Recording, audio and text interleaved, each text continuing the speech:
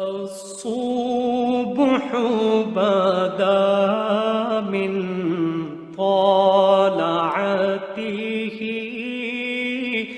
واللیل دجا بسم اللہ الرحمن الرحیم۔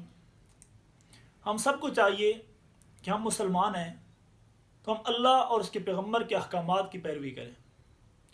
ہم ان احکامات کے اندر اپنے لیے آسانیاں تلاش نہ کرتے رہیں۔ ہم ایسے کام نہ کریں کہ شاید اس کام کے اندر بھی کوئی چھوٹ مل جائے، شاید اس حکم کے اندر بھی کوئی چھوٹ مل جائے، ہر حکم کے اندر اگر مگر نہ شروع کر دیں۔ ہمیں صحابہ کرام رضوان اللہ تعالیٰ علیہ مجمعین کی سیرت کو سامنے رکھنا چاہیے۔ صحابہ کرام اللہ کے پیغمبر کی تیار کردہ وہ مقدس اور مطہر جماعت ہے کہ آپ علیہ السلام کی زبان سے جو لفظ نکلتا تھا صحابہ اس پر من نوان عمل کرتے تھے۔ ایک صحابی اللہ کے پیغمبر کی خدمت کے اندر بیٹھا تھا، باقی صحابہ کرام بھی ساتھ تھے، یوں لگ رہا تھا کہ جیسے چاند ستاروں کے درمیان بیٹھا ہے۔ ایک صحابی آئے، ان کے ہاتھ کے اندر سونے کی انگوٹھی تھی۔ آپ علیہ السلام سے سلام کیا تو آپ نے ناراضگی کا اظہار فرمایا۔ دوسرے صحابہ سے پوچھا کہ کیا بات ہے، آپ علیہ السلام میرے ساتھ کیوں ناراض ہیں؟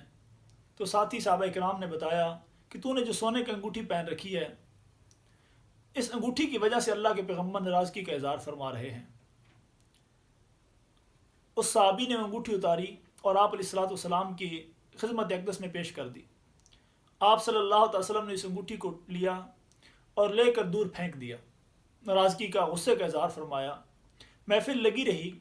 جب محفل ختم ہوئی، صحابہ کرام گھروں میں جانے لگے تو اس کے جو دوسرے صحابہ کرام دوست تھے، جو اس کے ساتھی تھے، انہوں نے اس سے کہا کہ یہ انگوٹھی اٹھا لے، تیرے لیے پہننا جائز نہیں ہے لیکن تیری بیوی کے لیے پہننا جائز ہے، تم جا کر اپنی بیوی کو دے دینا۔ اس صحابی نے بڑا عجیب جملہ کہا جو میرے اور آپ کے لیے بہت بڑا سبق ہے۔ جو آج ہم نماز کے اندر بھی اپنے لیے آسانیاں تلاش کر رہے ہیں، روزے اور زکوٰۃ کے اندر بھی آسانی تلاش کر رہے ہیں کہ شاید کسی طریقے سے بچ جائیں، اس صحابی نے کہا کہ مجھے پتہ ہے میری بیوی کے لیے جائز ہے، لیکن جس چیز کو میرا پیغمبر پھینک دے میں اسے کیسے اٹھا سکتا ہوں۔ میرے محترم دوستوں، ہمیں بھی چاہیے ہم صحابہ کرام کی طرح صلی اللہ علیہ وسلم کے احکامات کی پیروی کریں۔ وآخر دعوانا الحمدللہ۔